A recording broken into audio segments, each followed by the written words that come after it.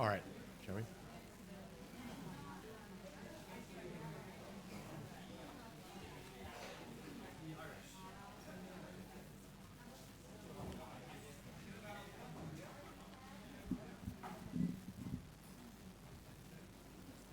All right, good afternoon, ladies and gentlemen. Welcome to the Foreign Correspondent Club of Thailand. My name is Panu Wongchaum. I'm the club president and senior correspondent for Reuters. I would like to welcome you to a special event today, an event organized by the Burma News International, BNI, and they are basically doing two report launch. So bear with us, there's a lot to get through this afternoon. And as you all know, Myanmar's independent media face ongoing attacks since the military coup in February 2021. The Military Council has criminalized news organization and illegalized news reporting. Over 200 journalists have been jailed, and the media license of 13 independent outlets have been revoked. This has created widespread fear and very limited press freedom in Myanmar. The World Press Freedom Index ranked Myanmar 171st out of 180 countries, and 3 journalists were killed in 2024, underscoring the dangers faced by reporters. So this event, Burma News International will release 2 reports, as I mentioned. First is a new policy brief discussing these severe issues, including violent attacks that killed journalists, long prison sentences, digital censorship, and funding shortages for independent media. And the second report is the BNI-Myanmar Peace Monitor, which will be launched, the Peace Reference Book covering 2024 to 2025, highlighting key findings on peace and conflict in Myanmar, evolving trends of new actors and their roles, as well as the peace process and political landscape. So without further ado, I would like to first invite Ms. Nan Porgay, the Chief Editor of Current Information Center and BNI Policy Affairs Committee member, to give an opening remark. You want to do it here? Oh yeah, and I'll introduce all of you then. So before the opening remarks, I would like to invite the panelists to be on stage as well, starting with Tin Tin Yo, Managing Director of BNI, and Sam Nor, Chief Editor of Kachin News Group, BNI board member as well, and Sai Kampu, Managing Director of Shan Herald Agency, and also BNI board members. And last but not least, Mai Murray, Assistant Program Coordinator of the Myanmar Peace Monitoring Program. Thank you.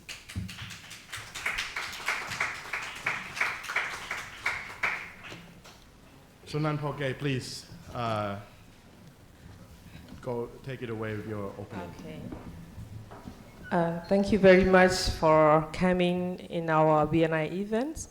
So thank you to Mr. Panu as well. So in this event, we regularly, because of Burma News International, we would like to introduce a little bit, but some of you already know about BNI, but I just briefly a little bit about the BNI. So please use the slide. It's very quick, because I would like to give the time for our colleagues who will present about the 2 books. So yeah, this is BNI. BNI was found in 2003 February, now to already 22 years journey. So yeah, in the beginning, we have 4 founder members. One is Kalaram Press Network, which is Rohingya Media House, and Narendra from Rakhine. Nizima, you already know this is nationalized media, and also Konatom News, so Chin Media. So at the moment, we have 15 media outlets, like BNI is the media house networking. So mostly are ethnic media. So the goals of BNI, we have 3 goals here. So the one is we would like to increase the quantity to the quality, because we have a long-term journey. So as an independent media rule that is needed in Myanmar, because our members are based in in the middle of the Burma, so based in different ethnic areas. That's why we cover the story. It's a lot of quantity, but quality might be increased by our media house and also the BNI as well. The second goal is to develop our legal framework protecting the journalism, because in 2014, the government recognized that the media law, but it's not much, how to say, to protect the journalists who are in the ethnic areas or the regional areas. So we need to develop the legal framework protecting journalism and also promote freedom of expression. So every terms of the government, so we didn't see the fully of the press freedom and also public access to information. So the third goal is to strengthen internally, because internal and external network. So we understand that we are professional to produce the news, but for the organizational to sustainability, the organizational strengthening is important. So all of our media house is strong, so the network as a BNI might be strong for the sustainability. These are our members who are in every area around the whole Burma. So this is the map of our, and a logo of our members, media houses. Yeah, we have 3-year strategic plan. So we have 4 objectives. One is access to information or right to information. So as you know, we are not like a diverse media platforms in diverse ethnic language. So most of the BNI members are ethnic media. So ethnic media is a little different with other media, and also include the regional, is that we have our own language, mother tongue, and language to produce for our audience who could not read and write in Burmese and English as well. So any of the test news or radio or video, so we should produce in Kachin, Shan, Mon, Rakhine, Karenni as well. So we, the second thing is the two media and financial viability. As you know, we are for the sustainable or surviving to produce the media operations is not easy. However, the funding of our members' organization is not much, but still less and less since 2014, and also 2015 more difficult. So 2024 and now 2025. But we also worry on the 2026 what will be happen and how to. So that is our media and financial viability. So number one for testing a strategic partnership collaboration. So not only media working for the issue-based reporting, but also we need to, if possible, we need to collaborate with the civil society organizations, which are right-based organizations. If we need to find a way to collaborate, and also the international stakeholder to aim in towards the finding income for the media. Sometimes we are not only waiting for the proposal call, but also we need to approach to the funder or the donors, and also we should be plan a database for the donor mapping as well. So the third one is advocate the press freedom. So I already explained in the goal of our BNI. So last May we have the 9th press ethnic media conference. At that time we also we also have the presentation about the public service media and also a public service broadcast, and also the future plan for the media law. So we can get some inputs from the participant in the ethnic media conference. There is not only BNI to advocate or to develop the media law and press freedom, but also other media house and some stakeholders should be included in this process. The fourth one is BNI and its member media. So institutionally strengthening is already. So organizational policy should be strong.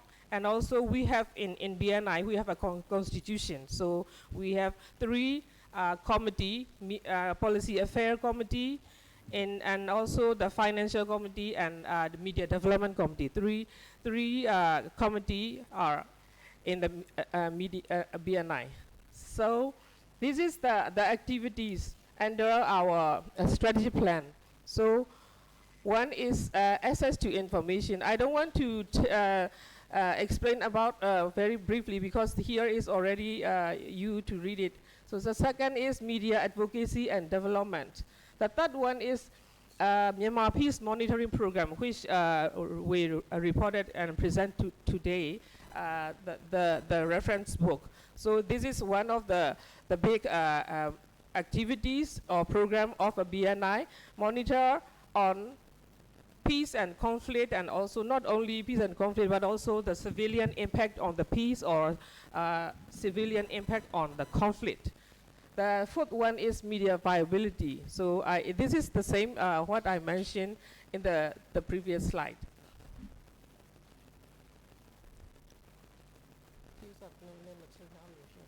So yeah, BNI coverage of the event. So this is our local news page.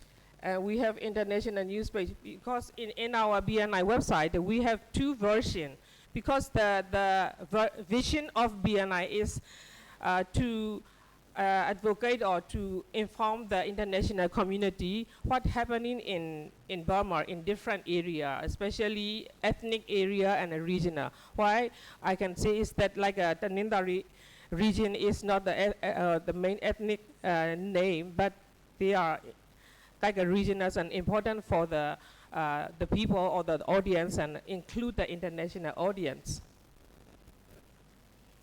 This is the milestone, 2025 milestone on BNI website. We have 2 website, English version and Burmese version. It is a little small, so you can visit one in the website as well. So the follower or Facebook page is like this. And 2025 milestone on multimedia Facebook page. So we have main Facebook page for the daily news from our members. So another page is the Myanmar Peace Monitoring Program. So we have 2 websites and main daily news website, and also Myanmar Peace Monitoring Program website, and the same Facebook page as well. Here are our follower, and then our totally post average post of by monthly. So that's all. So if you need, I can share the presentation. This is the YouTube channel. So all of our publications are in online. So totally subscriber 36,000, over 36,000. Yeah. Oh, I think the slide is a little changed. I would like to add more about is that we are already 22 years of BNI, but we, how to say, according to our structure of a BNI, is this like a, how to say, bottom to top structure. And also we are diverse. Because of we are diverse, since the coup we're still running, we never stop to produce our news outlet, news stories. That's why in 2023, 20th anniversary of BNI, we awarded the 2023 the Hiroshima Foundation Award because of our reporting and also, how to say, peace report and using the different dialects, different languages, and also different media houses. That's so I thank you for my presentation. Is a little change. Normally I send the finalizes that. So I would like to say that we are proud, not only BNI and BNI members, but also BNI also initiated to form Independent Press Council Myanmar. So company also one of our advisor. So it is proud of BNI because we found the IPCM. Why? The idea is that we are not under the regime. Not we against the coup, the military coup in our country. So we lost freedom of expression and right to information. Since the coup, the people, the civilian, shut up their mouth. So they, how to say, it is very difficult to approach our news sources, and the voice of the people or the civilians are lost. So it is not easy, but we are here with you together. Thank you. Go without saying, just from a perspective of a working journalist in international media, that the voices of especially local journalists in ethnic areas and so on are very important. I mean, we have no other visibility apart from people who's on the ground. So your support to BNI is very, very appreciated in many ways. We're going to move on to the report launch. So I think we will, who will be directly talking about the report? Is there any particular, okay. So we'll go first with the Peace Monitor, the Peace Monitor bit, right? All right, please. So yeah, please get into the I guess.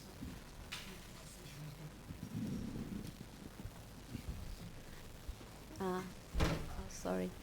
I will jump into the Myanmar Peace Monitor, Disappearing Myanmar Peace Monitor Reference Book Guide, 2024 and 2025. Oh. Yeah, this is the cover of the our reference book.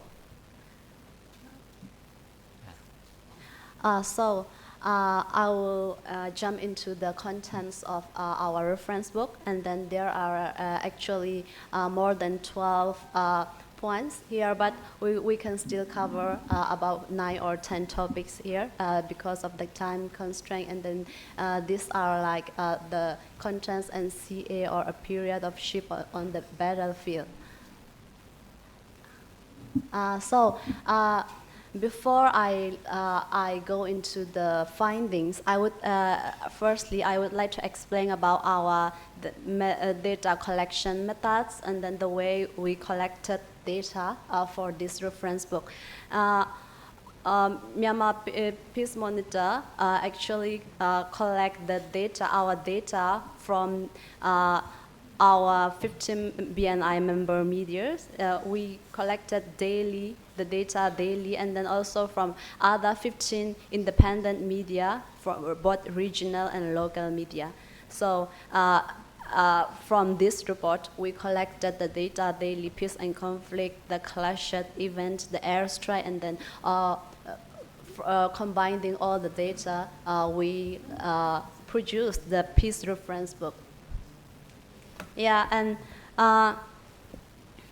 there will be like numbers, many numbers, because as you can see this, you can see the comparison of the clashes events from 2021 to 2025.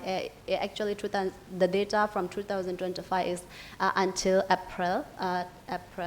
And when we count the clashes and airstrike, we doesn't count like the times of 728 clashes. That doesn't mean times. It actually like we count like one event, as if one clash or 3 clash event happen in one township, we just collected that one event, because in one day there could be like 3 airstrike event in that specific area, but we just collected at one to verify the data.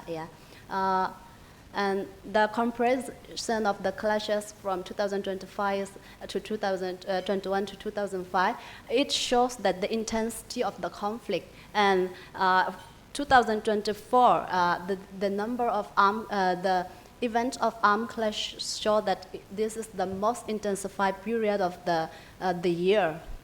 And then until from the 2021 to until 2025, there are like more than 6,000 armed clash events across Myanmar, and then fighting is occurring in 243 townships out of 330 townships in Myanmar, and then this is more than the 70% of the country. And then we classify the clashes into 3 categories. One is the clash between military and EROs, and then the clash between military junta and then PDF, LDF, and the third one is the clash between between EROs. And then you can actually count the number. The clash between MA and ERO is the highest number from 2024 to 2025 April. The incident is more than 1,000. And then this shows that like Myanmar conflict is like multi-layer conflict because there are many actors, not only EROs and military. There are also many local PDF, LDF, and then there are actually clash between EROs as well. So this is multi-layer conflict, we could say that. And then the monthly conflict fluctuation from 2024 to 2025. The clash event in December 2025 and January and February 2024, there are just only 100 clash. This is the least number of clash in every month, because each month there are more than around 2,000 clash each month across the country.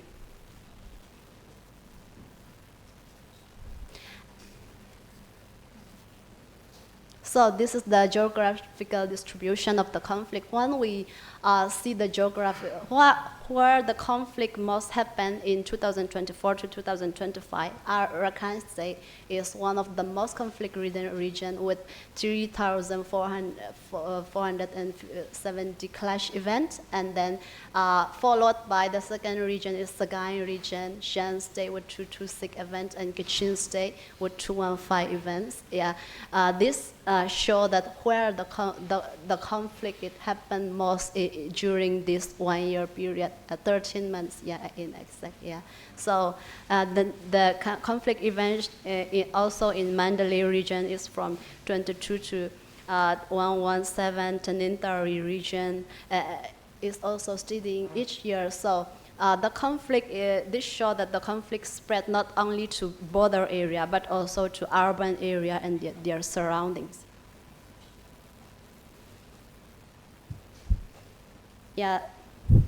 you can see this is the conflict by state and region, and then Rakhine State is conflict, the most intensified conflict during this 1 year, followed by Sagaing, Shan, Kachin, Kayin, Mandalay.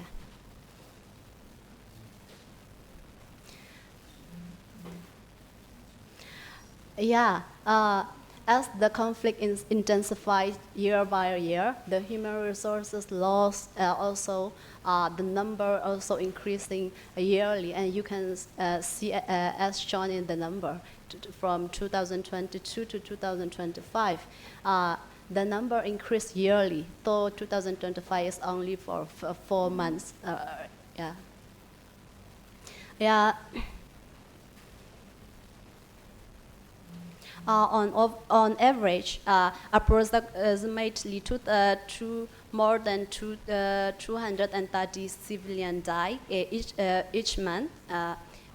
When we kind of calculate on average, and then the most intensified that happened in June 2025 with 4,004, and on August 2025 with 544 civilian deaths. Yeah, and it actually shows how the conflict is intensifying, and then the impact on civilians. Yeah.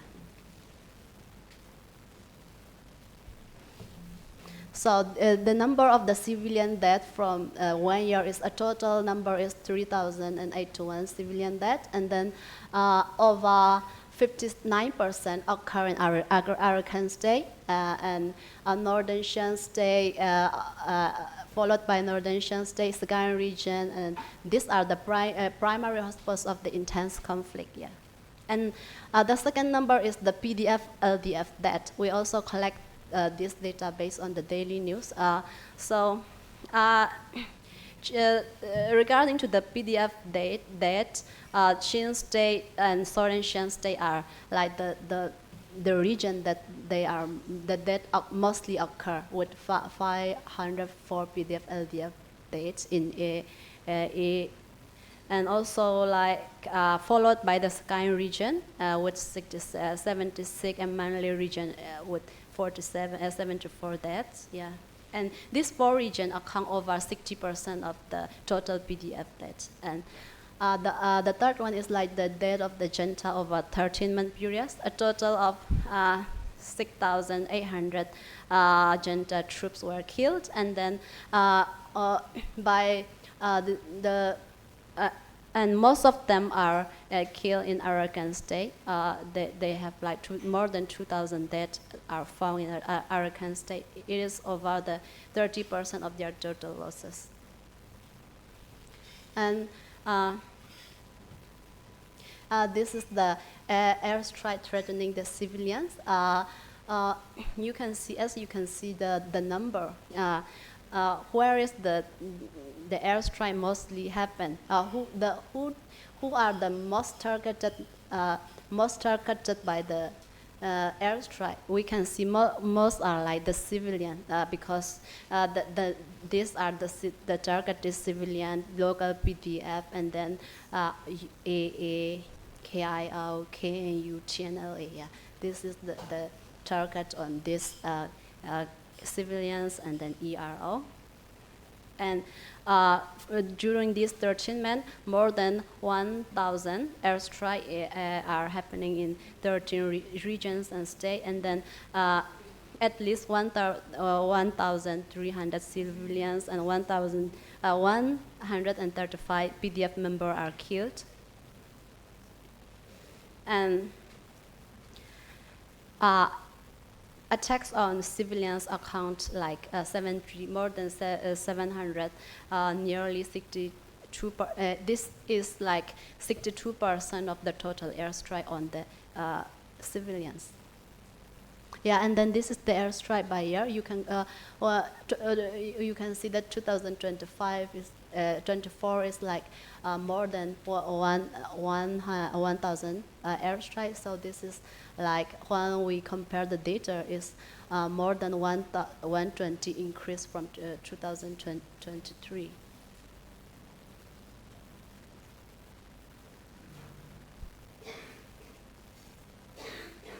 Yeah, this is the military junta airstrike by region, and then Rakhine State, as you can see, during these 13 months, Rakhine State is the most targeted region, followed by Shan, Sakai, Mandalay, Kachin.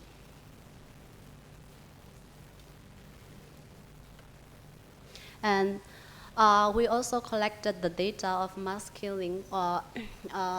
For our definition of mass killing, we collect more than five deaths of civilians, and then during these 13 months, there are 117 incidents of mass killing across the 72 township and 11 states in region, excluding Yangon, ARD, and Tenentari region. So the total number of civilian deaths is 1,235, and then Arakan State is also the highest incident number with 29, followed by Sagaing region 26 and Shan State 20. Yeah, and then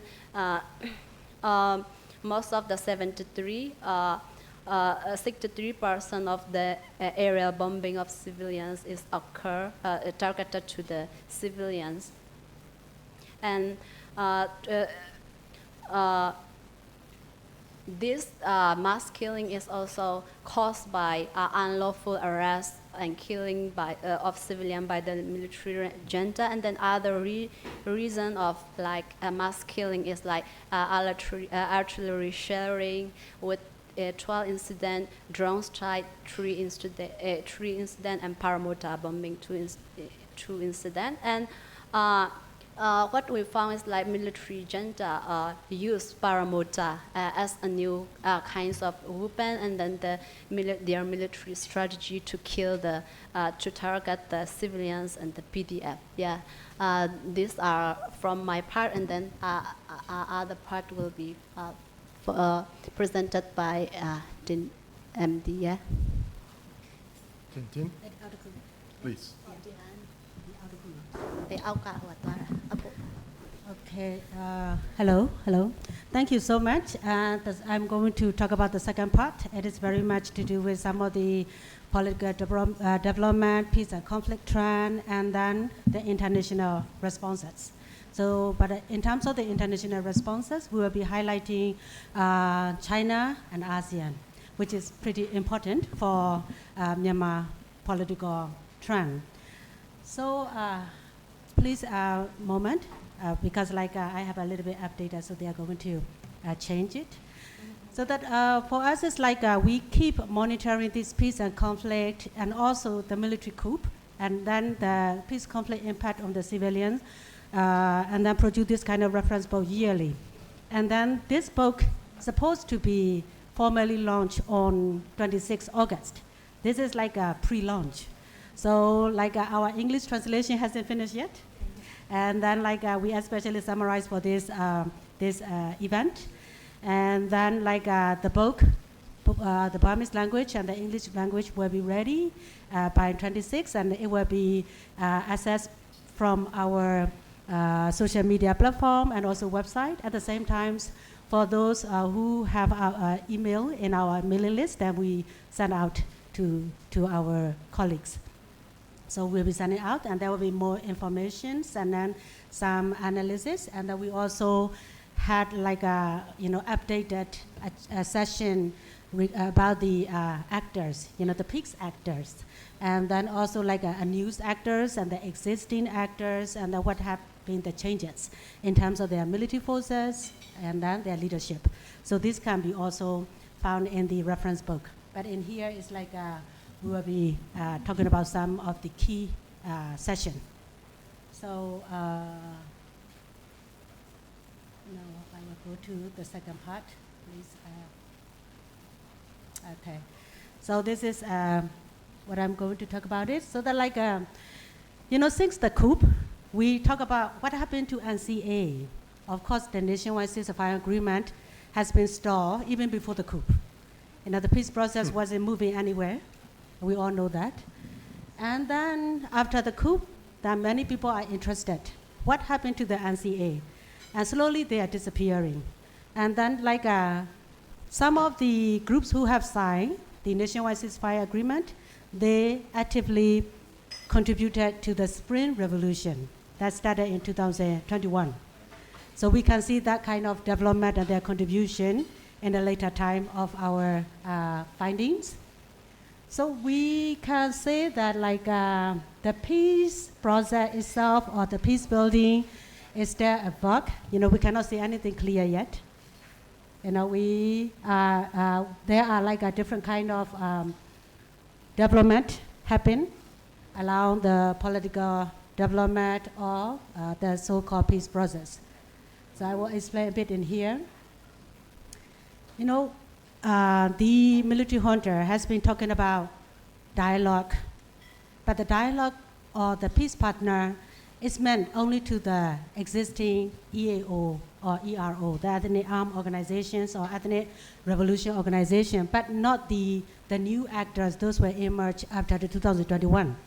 So that like sometimes we talk about, we see that whether the dialogue or the peace process going to happen if the new actors are not included.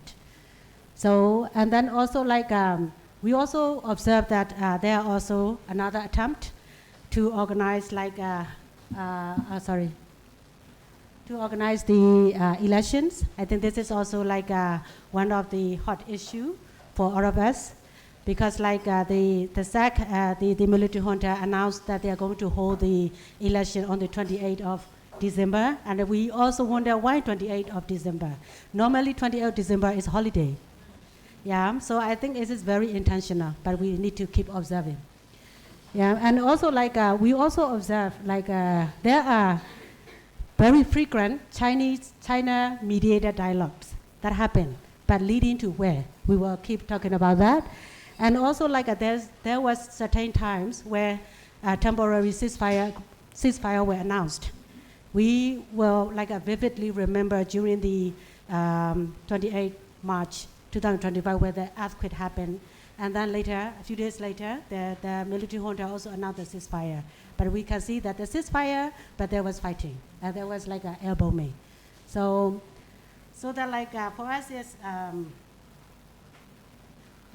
like the peace talk or the ceasefire initiative. It is really not leading to peace. So that is the kind of like thing that we we monitor. But at the same time, like there are also some development among the like resistant groups. So some of the common political objectives they could set up. There are a few times they announce certain like initiative, certain position, and then this thing also like we try to look at it whether it is going to bring any kind of solution, but still not yet. So that we will explore more. Okay. So like another slide. That's why like I would like to talk about where the talks are leading to. But the talks, they have talks, but yet there is no direction toward peace. So like we can see that there are three types of talks that has happened. One is facilitated by China, that I just mentioned. And then another one is organized by the military junta, but recently they organized the 3-day peace forum. We can also see that. And then also like in that forum, they talk about federal peace, but are pretty much focused on election. Yeah. And also another talk is more focused on the what happened among the resistant groups. Yeah, so that these three types of like talks are happening. But, sorry. So that like, we will see that like there are, after the like 1027 operations, it seemed like there were some good military, collaboration, military to military operation or collaboration. We can see that. And then also like since then, there were also some of the talk happened. Because after the Three Brotherhood Alliance, they has take control of some of the important military posts and also township, and then as soon as those like those kind of taking control, then the China started some peace negotiation or some pressuring for the ceasefire talks. So that is also mentioned in some of the like event that took place after the 1027 operations. So they're like, and also, normally when the China is like initiated for the peace talk, it is all for their business interests. Yeah, they are like a effect to their border trade, and then that's also like an effect to their business benefit, and also that's why like the talks is pretty much in the interest of the China, not in the interest of our resistant groups or those political groups. So that they also use the word like these talks are also like mediating for the border stability and peace in northern Myanmar. But we see that like that's as I said that it is prioritizing their own interests. So a few events happen, but those are leading nowhere. But it's all from the interest of the China.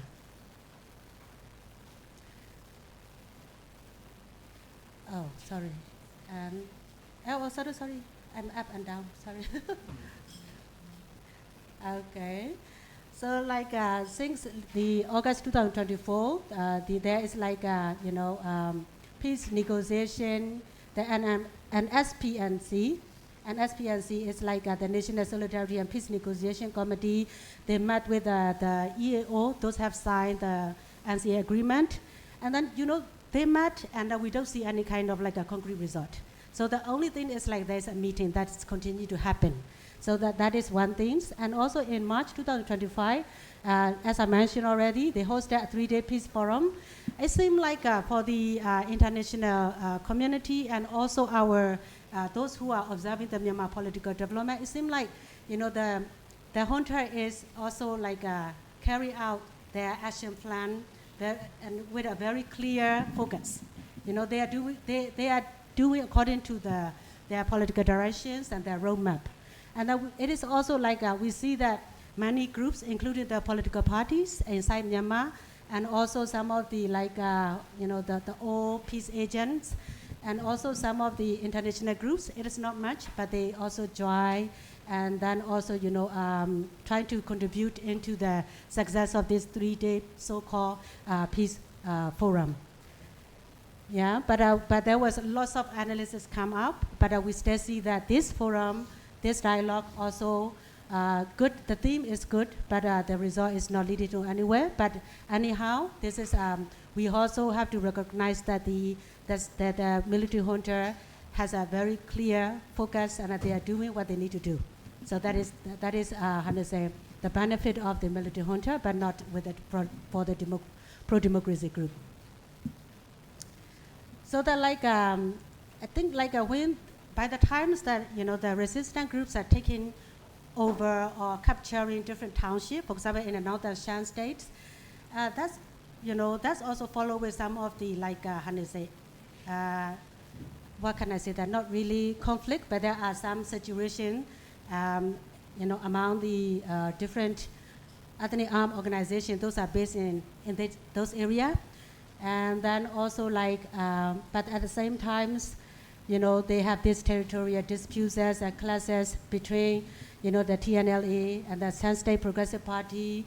And this is like also, how to say, a situation that also degrade, how to say, like the success of the pro-democracy groups because of those territorial issues. And then as often there are also like an internal ethnic kind of tension that happen. And then for those who keep monitoring the Myanmar peace conflict situation in northern Shan State, we will notice that it is not just Shan and the TNLA, but also the Kachin.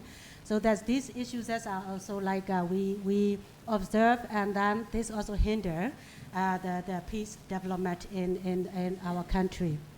There also like another complication around the Chin as well. Chin State has a lots of how to say splitter groups, lots of like militias, and also lots of armed groups. And then we can also see that like, they're trying to negotiate, they're trying to like initiate some kind of like a talk among themselves and to solve their internal conflict. But the situation seems to develop, but it is not really solved yet. So these are also the kind of development. We can see that the talks are happening among them and between like the junta or among the resistant groups. but actually it is not bringing toward peace and then to another step yet. So to conclude about this talk, and also like the China mediated talks prioritize border stability and economic interest in Myanmar. So that's simply saying that it is not according to the interests of the people of Burma, and also maybe the pro-democracy groups. And then China continue to pressure ERO, like the KIA, and then TNLA, through trade restrictions and to push for negotiation with the junta. That's also hinder our progress, the military operation progress and such as so on. And also China urged the AA in the Rakhine State, where gas pipelines are located, to halt fighting as well. But the AA is still continuing their fighting. And then also like the military junta engaged with the NCA, the signatory groups, the ERO, and the political party to expand territory for elections. So they've been very, systematic, the way they are organizing it. So they will make sure that there will be more territorial spaces of area where they can actually hold the elections. So the junta also claim of pursuing ceasefire and lasting peace, but it is very superficial. And then we can see from the ongoing airstrikes or artillery bombing, and also like the continued clashes in different places. And we can see that the dispute, frictions, and political disagreement arise among resistance forces, as I said earlier, due to close proximity. It's all about the territorial control. And also these issues are being addressed in some extent, but in some extent it reduced some tension, but there's more talk to be done to actually reach to the solution. So at the same time, we also have to recognize some of the political, collaborations. Not just the military collaboration, but also we can see the emerging patterns of the military and political alliances and operations among the resistant groups. So that like this times, we can say that the resistant groups are, through the C3C, they are trying to organize some kind of like a political agreement among themselves, and the group that is included are CNF, KIA, KMPP, KNU, and UG. And also there is also a development to do with bottom-up federalism, and also some sort of like a political agreement, but through bottom-up federalism approach, a different pattern. It is happening. So no. This one. Okay. So that here we can see that in the earlier time, the NUG, Karenni National Progressive Party, KNU, and also Chin National Front, they call it NUCC. They issue a joint statement on 31 January 2024, and that where they talk about a common position of organizing, fighting together to end the military dictatorship. So that also and another position is come out is on 19 September. It is another progress we can say, especially for the from the perspective of the ethnic groups.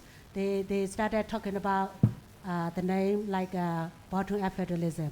It is a position statement for building a future federal democratic union. So it starts from the to make the state stronger, and then the union level. To build up for the union level. So this is the kind of approach that the ethnic revolution group has been working for so many years, but this time they started calling clearly with the name of bottom-up federalism. So this is the kind of concept and the essence that is going to ensure the self-determination, and then also equality of the different ethnic groups and different minority. And also on the 3 February 2025, there is also a 10-point joint statement was issued by the Chin Brotherhood, CRPH, NLD, NUCC, and NUG. So they particularly come out with 6 political objectives aligned with the bottom-up federalism. So and then when the initial stage, it's a kind of K3C and NUG approach as well. But when they actual release it, publish it, it became a K2C and UG. So, but that's some kind of complication. we can discuss about that. And then also so for this kind of development, we can say that altogether, 27 organizations are included in this initiative, bottom-up federalism initiative or approach. So that and another development we can see is the formation of the Da'an Land Council. Through the Da'an Political Consultative Council, we can see that different ethnic groups, and also including Sagai, Magwe, and even Mandalay, they have started, developing and establishing the bottom-up federalism, and then they also say a federal unit establishment, so that we can see this kind of political development are actually happening, and that there are a certain level of collaborations among themselves. So from this year, we look at it, and as I also already mentioned, that the China interest-driven approach to Myanmar crisis, whether we can really solve our country political problem, or whether our ethnic organization, their ultimate a goal will be achieved from the China interest-driven approach, so that we also look at it. And for us, it's instead of the China supporting the whole political solution for Burma, they like to support the military-backed government, the military junta. So we can see from their approach and also their support. Because seem the China, they are putting some effort in conducting election. And also they engage with the, the military junta, because they would like to protect their investment project. It's very clear. They have a one-bound copper mine project that's resumed in 2024 with security provided by junta, the military junta forces. And also the China also support with drone, high technology, and also drone technology, and also exports. That is also where you can see that there are some of the events in different resistant area that, because of the high technology and expertise in the drone usages, there are many loss, including the civilians in different regions. And also even a few days ago, there was a airstrike that conducted against the civilian in Mochi area, that is in Karenni, Gaya State. So that also killed about 25 people. So the China preference for the junta to continue ruling, because they think that the NUG is too close to the Western countries. So instead of the backup, they support the NUG, they would rather support to the military junta. Probably there are also a certain kind of the investment benefit that they are getting. And it is also easy to manipulate or easy to get any kind of agreement with the military junta. That is why they are, supporting the military junta in that aspect. And also,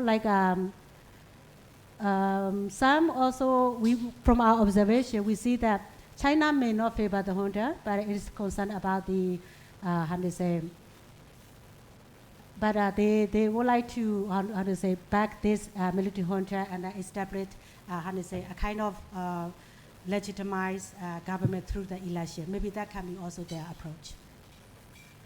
So there is also ASEAN, because we see that ASEAN is still playing some role from their 5-point consensus. And they've been talking about, ceasefire, which doesn't work. And they've been talking about dialogue, which does not work. And then the ASEAN has the envoy, which is good, but the envoy doesn't have a special mandate to pressure the military junta to make some changes. So that now there are a few different kinds of initiatives happening from the ASEAN envoy, but we don't really see that this initiative actually go to anywhere.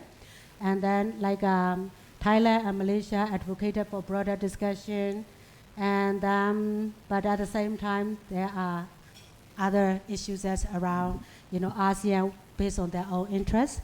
So that like what we are trying to, what we are seeing is like many of the pro-democracy groups, they don't really see that the ASEAN initiated 5-point consensus is going to work. This has been, how to say, a condemn since the beginning of the ASEAN 5-point consensus was released. But still, we see that some of the Western countries are still saying that ASEAN should take this, should continue to take this role, and that should play how to say, a vital role to cease the conflict in the country. But we have to continue to monitor. Then we see from our observation and data collections that ASEAN 5-point consensus will not work for the Myanmar political solution. So these are like some of the key findings, but which is not very new for all of us.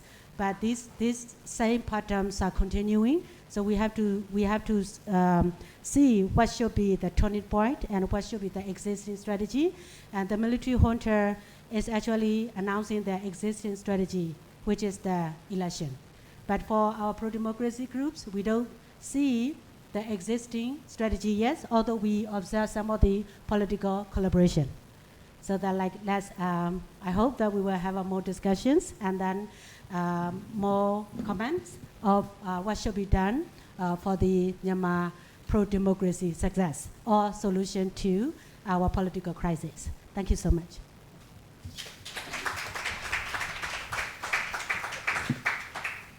So I guess we go to, is it Kunsai Kampu or?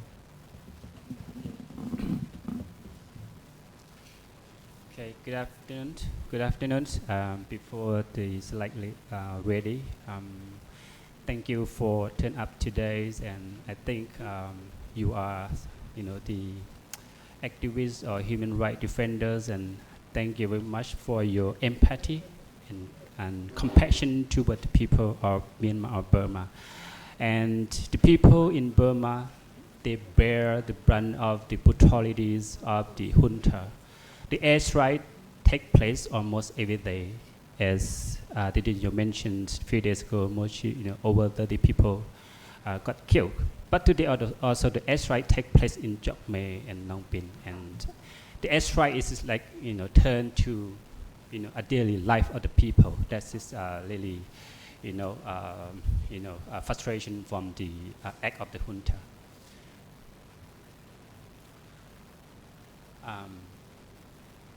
Okay. It's like associating what I got before, and so that I'm trying to explain this. This is the second papers or policy briefing, and so that we focus about that related to the law that imposes by the military junta. And I think you are aware that after the coup in 2021, the journalism, the medias were targeted, and so that the junta would like to cut off the information to access to the people.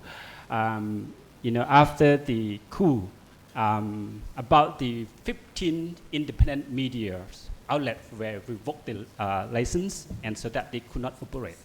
It doesn't mean that only 15. For the rest of those 15, as an independent media, we feel insecure. That's why we relocated here in Thailand, as you see the exile media. And also after that, the junta also imposed many laws and regulations. As you see, the journalists and also got targets arrested, and Burma, even during the quasi-civilian, we are not that enjoying the press freedom, even under the civilian. But after the coup, gone worse. That we are in bottom of freedom index. We are friend of China, North Korea, over 120. And also the journalists, they got arrested, tortures, and also if they got imprisoned, they were sent to remote prisons. Their family members have to travel far away. As you see that Myanmar in political crisis, not only that, economic crisis. So that the people are already poor, and even to survive daily is very hard. And the press freedom restrictions not only restricted by the junta. Many ethnic media operators under the, I would say, powerful groups. The powerful group is included those who holding guns, use violence, and so that some group, maybe you have witnesses, and that they release this statement that if the media or journalist reporter would like to go to the area, they have to get the permission. That is came up with the IPCM work that as Nampoke mentioned. I think it's quite successful. That after those even the resistant group, they put the restriction on the media, but the IPCM act to meet them, negotiate with them, to explain to them about the press freedom, and so that they more loose on the in their control area, so that the journalists and reporter can access to local information and on the ground. This is the number that over 120 journalists were arrested after the coup. I think maybe could that's at least and also 44 remain in prisons. This is really hard for them, and also including their family members. And you see the imprisonments, 20 years, 15 years. They are not criminals. They just work on the journalism work just to inform the people. 20 years, 15 years is really hard. They they were in prison with no crime they committed. They don't kill anybody. They don't stealing any property, people properties. But they were in prison, long in prison. And there the junta used the law and regulations, as you familiar with the 505, and also the later on about the the counterterrorism. Before the coup, the junta used to against the armed group or resistance group, but later including the journalists and reporters.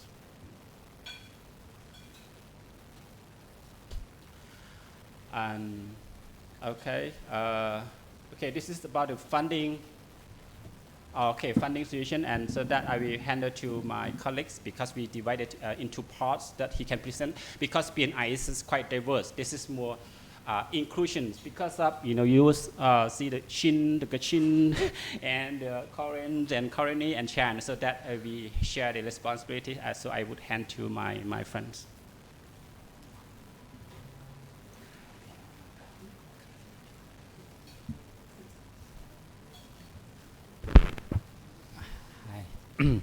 I think you will find more interesting the previous peace reference book, because there's a lot of analysis, database, and also what will happen after the upcoming general lead the elections, and also to have those kind of interesting data and analysis. So it's very important, the role of media and the journalists. So now, I just want to talk about a little bit about how this press situations in Myanmar. So for those who have repeatedly heard about the Myanmar media situation, so okay, that's okay. So, but I will talk again because I'm sure some of you have always heard about this. And also, yes, I will walk through mainly for the three. So that is the funding and sustainability, and also what is actually happening so regarding the operational challenges, and also finally policy recommendations that all of us from here today or on. So what can we do for the Myanmar media? And I hope some of you have the hard copy of the media books. I think it's not enough. Yeah. So, okay. Yeah. So most of us face like the U.S. funding cut. So 1 million for 1 million USD for the independent media.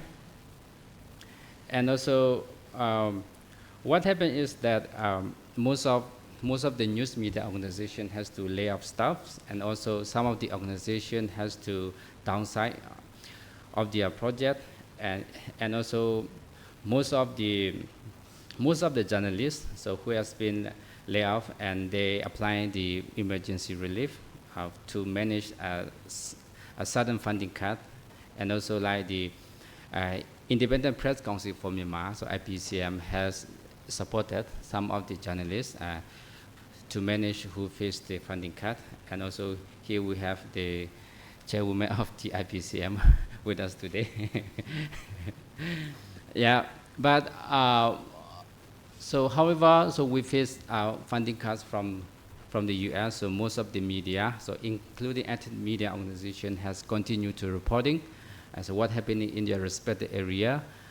So that includes like the every socio-economic and also conflict and also analysis from in our respective area. And yeah, and also the next is the challenges. So media are facing threat and the challenges by the numerous factors. So the first one is like digital blackout. So in the kitchen stick and also Sagaing, Chin, and the Rakhine. So most of entire sticks and region has been blacked out by internet for many years. So some region face 2-3 years, and also for example, so kitchen stick. So kitchen news group. So KNG, we are facing enormous challenges on the news gathering because of no internet access, no access of the telephones, and also it's really hard to verify news. And also sometimes news reporting takes weeks and months, and also investigation events very hard because of the internet. And also, detail how many of the internet blackout has happened, so you will see in the hard copy books. And also I hope you have the soft copy. And what happened when the internet go off, and then people can know what is happening in their area. And also like if a person want to travel by township to township, and if a person want to travel to the other state, so it's very important to have like the security, like this security reason. So is there fighting on the way, and also is there road closure, or also is there public infrastructure has been destroyed by the nature disaster or by the armed conflict. So in the living and without communication is really hard. So, and also what we can do is that we collect news, and we now, so we are different, and also we are broadcast, and also radio and the TV. So internet and can access in some area by some of the satellites communication device, but most of area has been still not accessing internet. So for that reason, so like some of the ethnic media, like the Kitchen News Group and Kitchen News Group, Shan, and also the other group has like the collaboratively broadcasting for the shortwave radio for daily. But how to say that the fees of the broadcasting fees are really expensive, okay? And also, so another challenge is that the reporting from the exile.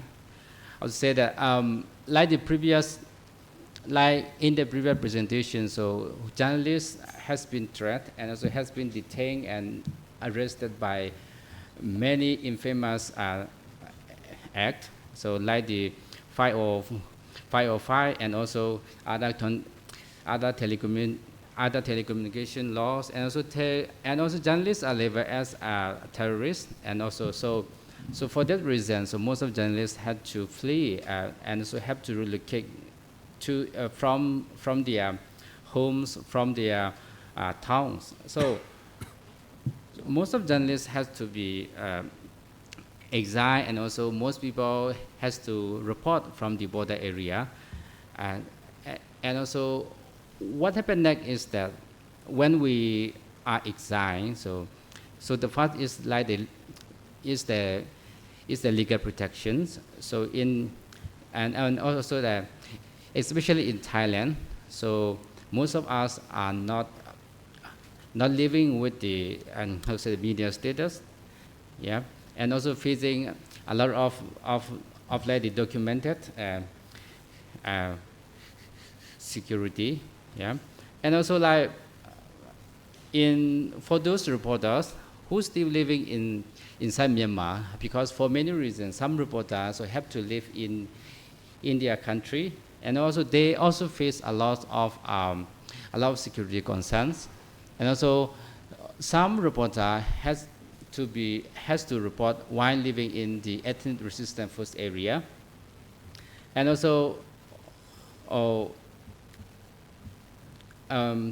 what happened is that the reporters are treated not only by the military also, but sometimes from the resistance group, because they are a little bit different understanding of the media, because when we call media, this is like the educate independent news media, and also sometimes like the leader from the EAO, they sometimes mix up with the social media and also news media, so it's hard to differentiate for them, and also and also for this reason, and also reporters are not protected also in the ethnic resistant groups, and also you may find more detail in the books. And also finally, yeah, so this is policy recommendation in the books, and also that what we all can do for the Myanmar journalists and also for the Myanmar media is that so we all can request to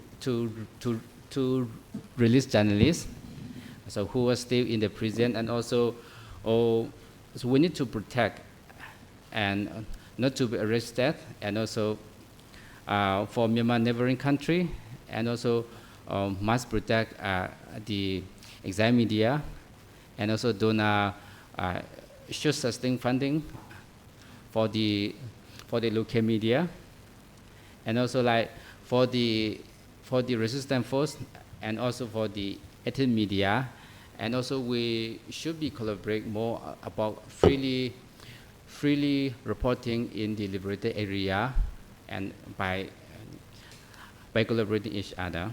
Yeah.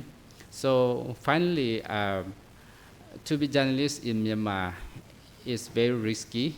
So, and also very risky, but to have freedom, and also to have to promote access to information of the public, to raise the public about in the politics, and also so to reveal what's happening regarding the human rights situations. So media need to be strongly and also freely existed in the Myanmar.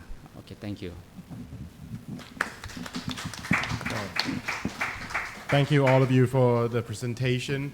Now I'm going to open up the floor. We have some time for some questions. So please, as the same rules apply, please identify yourself, tell us your affiliation, and please direct the question to which panelist you want to ask. Hi, yeah. Is it working? Yeah, Marwan Makanmak of Nikkei. My question is to Mai, who this presentation, you focused on what's happening in the Arakan state, and you rolled off this number of deaths of 2,110 over the last 13-month period. Because in your presentation, you also included the total number of junta deaths over the last 13 months, which is 6,854. In terms of the fatalities in the Arakan state, it's 2,110. Are these civilians, or does this also include Arakan army casualties? Is the first question. And in terms of also the offensives and clashes, you mentioned airstrikes and mortar shelling and all that, but the Arakan state is rather unique in that it also has a coastal border, and there are clashes with the Myanmar Navy. I was wondering whether in your calculations, I mean, maybe you're not done it now, but are you also monitoring that side of the conflict? Because most of the other conflicts are in landlocked states. Arakan is the only state, at least in terms of the conflict, that is also having a naval problem or attacks from the sea. Thanks.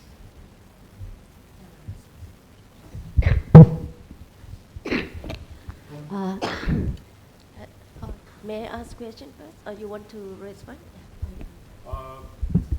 Okay, please ask, and then we can answer in one go.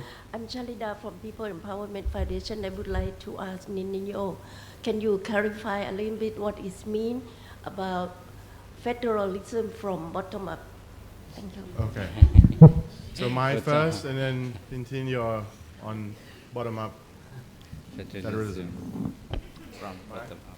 Yeah. So the casualty in Rakhine, does it include civilian and also the Navy clash?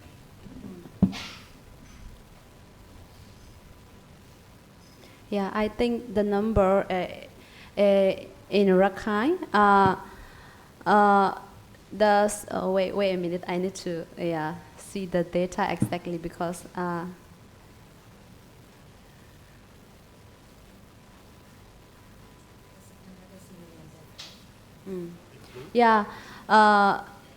it includes the civilian death in Rakhine. It is the junta death is like 2,100 is like the military death. It doesn't include the civilian. Yeah. And then the other question I did not get. So did you, for Rakhine, did you calculate the number of clashes, including naval clashes? Yes, yeah. All the clashes, including the Navy, yeah. And then the bottom up, federalism? Yeah. Hello, thank you. Thank you. So I would like to add a little bit on her answer, because when we collected the information and that the data that we have is it depends on from our data from the news, right? So it may not be covering all the details clashes, but we included those data based on the news and also the reporter of BNI, and then so that is the data that we try to collect. So some might be left out. Yep. Then for the bottom-up federalism, it's I think it is not a new concept, because what the ethnic revolution groups and also the ethnic people are talking about, how to say, the federalism that respect the individual power, from the individual, and also that kind of bottom-up federalism mean the power have to come from the bottom, not from the centralized. So normally, a 2008 constitution, according to a 2008 constitution, the kind of structure is, they say that it is a kind of federal, kind of union, but it is more like a centralized federal, and that they even trying to assign ethnic ministries in each of the region, but that's all come from one, party. See, everything is the centralized approach, but now it's it has to come from the different states and their own effort. That's why each of the states, they are trying to develop different framework and also constitution that align with the interests and the nature and also the benefit of their own people. So that is, I think, what the bottom-up federalism actually means. So that we have to come together and build a country. Not just like, someone is trying to stretch her and then this is your rights, then this is your space and this is your share and you do it. Not like that. It has to come like, we are going to do this and going to do that, and then what kind of like sharing of power is supposed to be in there. So that is what I understand from the bottom-up federalism. Yeah, they have their own constitution now. Every federal unit, the different states and the different council that established after 2021, they are trying to develop their state constitution according to the concept of their bottom-up federalism. Yeah. There are different kinds of constitution. But that, for example, like IEC, KSCC, the Korean Consultative Council, and they have the government, the kind of interim executive, government, right? That is IEC. So they are also developing their own constitution, like that. But under the IUCC, there will be also some kind of like a transitional constitution. They are maybe in the process of developing, like according to the, the Federal Charter too. So that's also in the process. This constitution is not yet finished yet, so we don't know whether it is going to be according to the interests of those different ethnic organizations. But in the composition, some groups are involved in UCC, but not all the ethnic organizations are involved. So that is also some kind of like a complication that we can see. So the development of the different issue. But when they announced the bottom-up federalism, there are also groups that also took part in UCC, are also part of this bottom-up federalism initiative.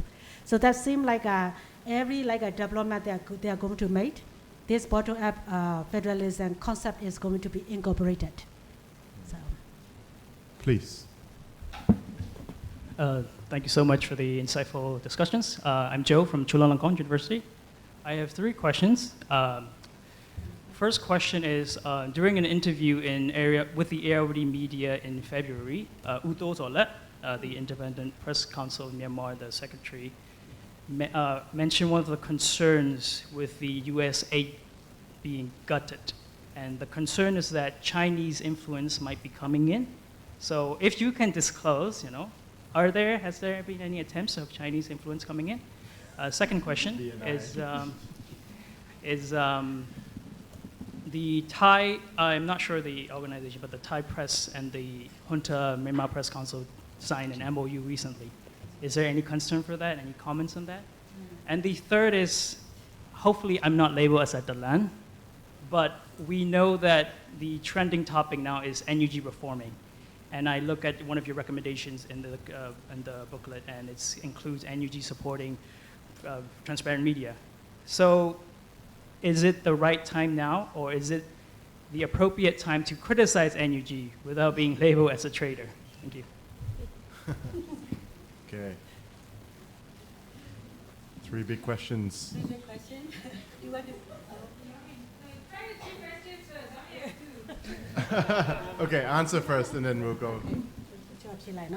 I will start with that. I think like the first questions, whether Chinese coming, that kind of question we receive quite frequent. And then also like, but for me, as far as I know, China is not really approaching to any of the group yet. But maybe they do have other better strategies, because like for us it's like, we are independent media, even though we get the funding cut, but we are not, in a situation that we need to, take the money coming from China. We are not in that situation yet. And then like, what we are looking forward is not just money come in, but also money along with integrity. That is what we are looking for. And also like the respect to independent media and press freedom. So without that, I don't think none of the independent media should accept any kind of support or influence any kind of support coming from China. China normally come with their own interests. So that is, once you accept, it's hard to avoid later.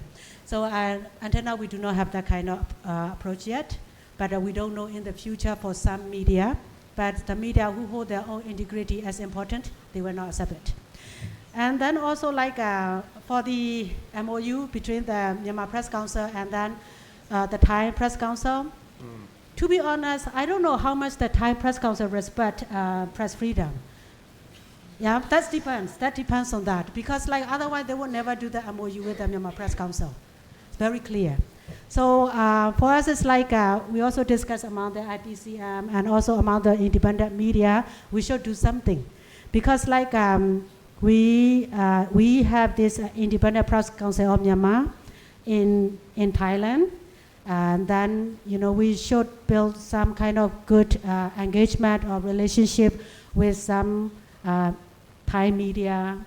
In that way, we may be able to influence the Thai Press Council.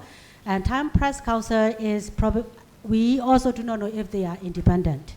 Yeah, so it's all a matter of how independent they are or how much they respect the press freedom.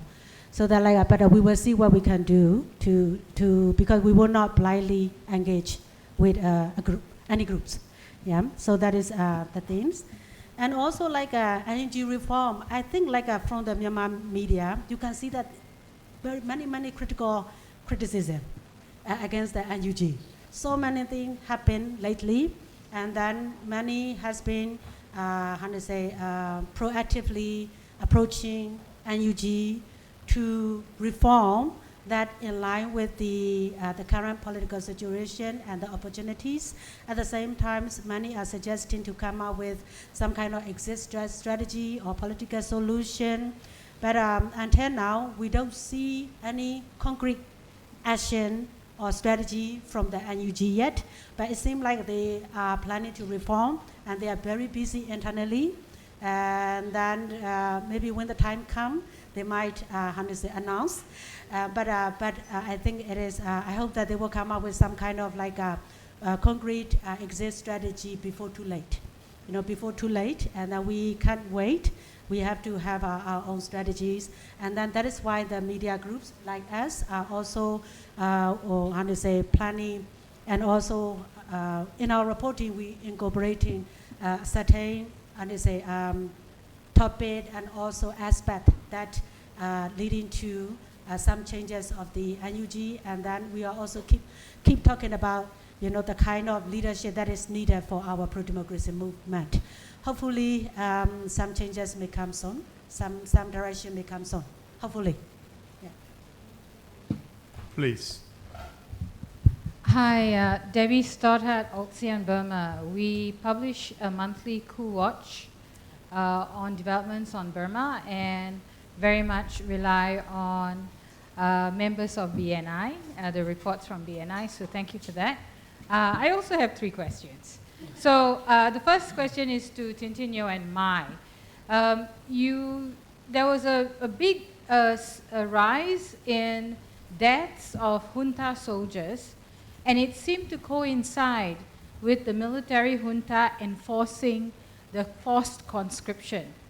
So has there been any work done to understand whether the rise in junta soldiers' deaths is basically young people forcibly conscripted being just put in the front line? So that's one thing.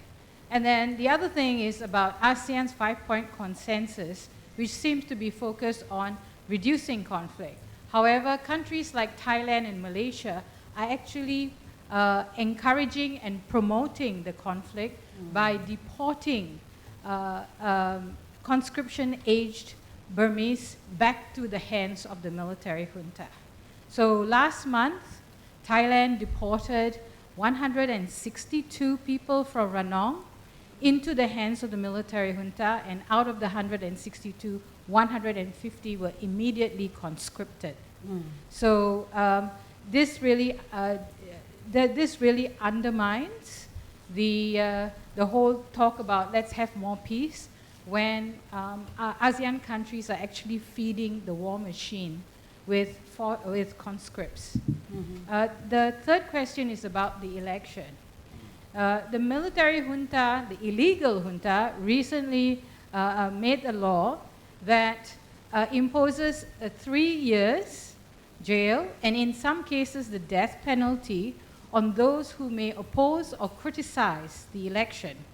What is that implication for journalists on the ground who may write critical articles in the way this sham election is being organized? Thanks.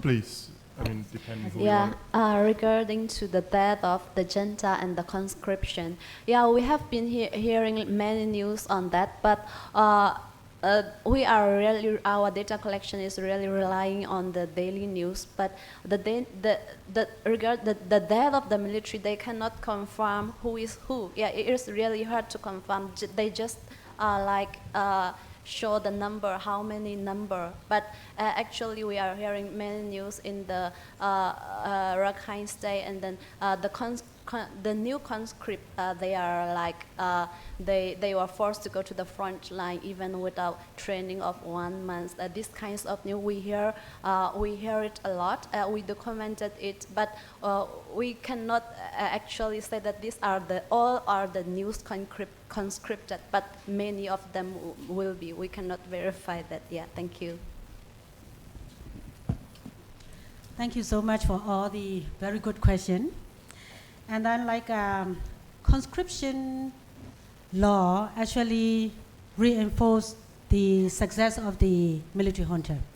Because in 2023-24, they lost quite numbers of, human power, at the same time townships. So, the resistance group already captured more than 100 townships.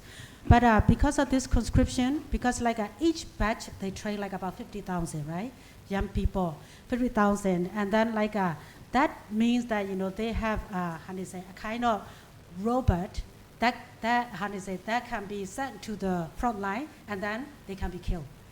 Because they use these people as a robot, not really there is no such value for these conscripted soldiers. No, they are just trained and then they went to the front line and they're being killed.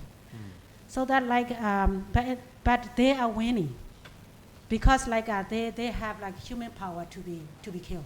But for us, it's we do not have we cannot afford to lose the people in that way. At the same time, we do not have enough weapons or others things needed, resources needed for front line. And that's also very much to do with what you talk about the ASEAN 5 points consensus, and that they like to cease the fighting and that they would like to reduce the conflict. But at the same time, I think in Thailand that many of the undocumented Myanmar people are arrested, and then they no matter if they are, some are in the news and some are not in the news. But we know that those arrested people are taken by the military junta and conscripted. So that that means that even though the neighboring country like Thailand, we don't know if they had such a policy, but the way maybe they are doing that. Okay, we arrested undocumented people. We just hand over to the neighboring country, the government or the Myanmar government. But the Myanmar government use these people as their human shell or their conscripted labor, the soldiers like that. So hopefully, with this kind of evidence and this situation, if we can point it out to the Thai government, if they understand, the consequences, we just hope that they would, not hand over these arrested Myanmar people to the hand of the military junta, but we just hope that they negotiate with the NUG, the National Unity Government, or like that. But there are also a certain level of engagement need to be done between the NUG and the Thai government as well. The real truth is that the Thai government, they like to engage with the G2G, right? So the G that they recognize is the Myanmar junta. So not really the NUG yet. So that there's things that we need to do. We need to do something for that. The election, Just wait, I make a note. Yeah, the law. The law is, they just created this law and just to simply arrest or kill anyone who opposed the election. That is the intention, very clear. That's why we try to remind to our different media houses and the journalists, what should be the protection mechanism when reporting about this election. Yeah, because of course we cannot, report according to the interests of the military junta. But we have to report what is really happening on the ground with any kind of follow-up violations or things like that. So that, of course, lead to many risks. So, and then these risks are legitimized with this law. Yeah, so that's why, we have to come out as, holistically among the independent media, because we are also thinking to do some sort of reporting, maybe about this protection. We have to come up with some plan, some strategies. Yeah, it is a big concern because the military junta, they can easily develop and adopt any kind of law, and then that could always criminalize or kill anyone who is doing the reporting about their work without, if it is not according to their interest. Yeah. Great. Question? Excuse Yes, me. You. Yeah. I will add one more facts about the conscription law and also election. So there are many young people because of the conscription law. Any of the girls or women or men, they are not safe at home. So that all of the parents are worried about their children who are between 18 to 27 of women. So and also men. Many of the young people are also, because of the conscription law in Burma, that the migration increased in Thailand as a migrant workers, and also some few young people are also got contacted with us. We trained them as a journalist.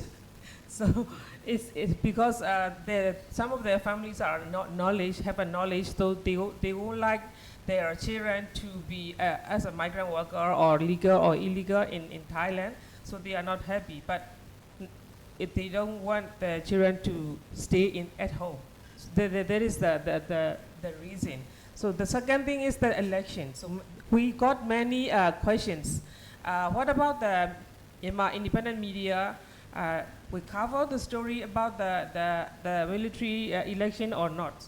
So because of our professionalized, we should cover the story about the election, but not propaganda, like a propaganda for them. So with a different perspective in the ground situation. So we should cover the story. Thank you. Please, sir. Thank you. I'm Joachim Karlsson with the Swedish Embassy Section Office in Yangon. Thank you for the presentation. In one of the presentations you mentioned that based on the data you concluded that the military junta is targeting civilians. I think this, broadly speaking, is a well-known fact.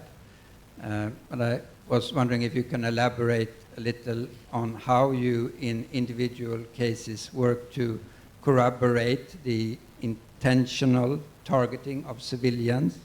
Also, sort of what kind of criteria do a media house use in order to decide that now we can put the blame on any side in an individual case of atrocities, for example, taking place? And maybe the third part of that question, how do you, to what extent do you use this kind of information and share it with international accountability mechanisms like IIMM, for example? Yeah, thank you. Civilian targeting. Tintin again.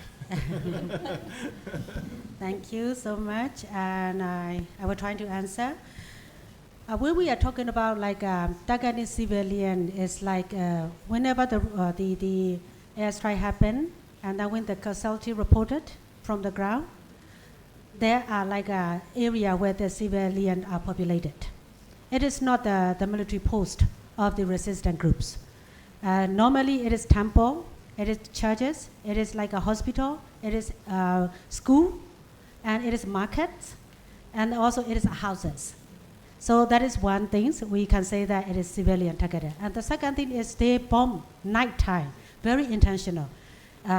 They target a civilian and then they bomb nighttime, because when people sleep, people have no time to run or escape to the bunkers, the bomb shelters. So that means that they have intention to kill the civilian. That's also in a way to undermine the, how do you say, the passions or I mean like the morality of the resistant group as well. Because like we observe it, by the time that when the civilians are targeted and then also kill and destroy a lot, then every day there is an airstrike happening. As long as if that area is under control of the resistant groups, this daily airstrike is going to happen. The killing is going to happen, the destruction is going to happen. But if that area is recaptured by the military junta, there will be no more airstrikes. Now the people feel that, oh, we will be safer under the military junta. That is how the mental, how they try to brainwash the people. So the people feel like when they return back to the military junta control, they feel that, oh, we are free now. Because not all people, I mean, there are many people who are still strongly standing with the resistant groups and fighting against for their independence. But that is how the military junta is trying to use, very intentional, very systematic, and then mentally brainwash. They try to destroy the mentality of the people. Yeah. So that is one thing, and the second question, I'm not quite sure if I get it right, but how we share this information with the international mechanism, right? That's you mean. Okay. Actually, our information, it is available in our platforms, and we share to our reserve emails that include different diplomats, embassy staff, and also like different ministries of the NUG, NUCC, team, and also like a ERO. So like all the key stakeholders also in the mailing list. At the same time, we also included like a think tank, some of the political analysis. So as we can say that political influence are also included. But we work very closely with ACLAC. The ACLAC is the international conflict data collecting organization. So our MPM data are sent to them monthly. So they incorporate it into their finding and their analysis. And that is also in a way that our data reach out to their audience as well. So that is how we try to share. But we also, recently we do have some meeting with some of the international mechanism. And then we see that like for Myanmar Peace Monitor, as we are working just producing the data and collecting data, to work with the international mechanism, to provide data, to verify, and to follow up, we do not have that much time to do it. So for that step is, I think, like for those who are working solely on that kind of issue, should collaborate with them, share information like that, but they can always use our data as for their own references. Yeah, thank you. Any more questions? Well, I guess it's a very comprehensive report. So on that note, I would like to thank BNI for organizing this event. I think it's something that, again, as FCCT as well, I think we have a lot of working relation and huge interest in what's going on in Myanmar. So hopefully we'll have this again in the near future. And thanks everyone for joining. And of course, I think these folks will still be around, so feel free to come up and talk to them and so on. So with that, thank you very much and have a good afternoon.